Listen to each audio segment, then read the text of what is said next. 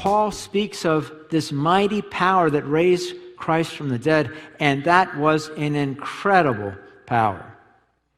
I love Matthew's account of this. Matthew chapter 27, he says this, on Jesus on the cross, then Jesus shouted out again and he released his spirit.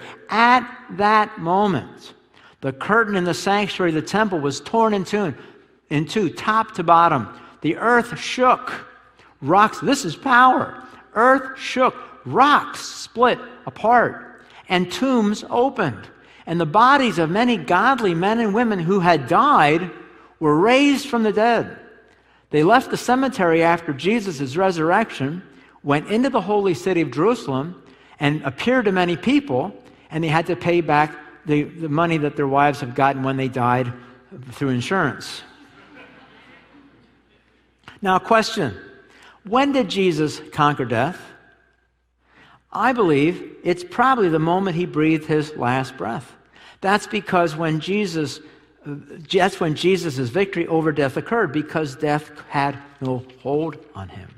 And so, to Matthew's account, I suspect, although we're not told this, I suspect the reason that many godly men and women who had died were raised back from the dead at that moment was because of this power.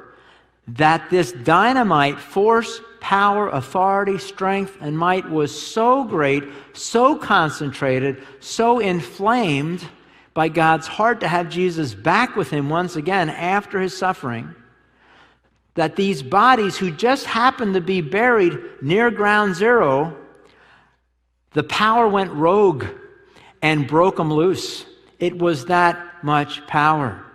And Paul addresses this resurrection power in verse 19 and 20. He says, this same mighty power that raised Christ from the dead and seated him in the place of honor at God's right hand in the heavenly realms. You don't want to miss next week.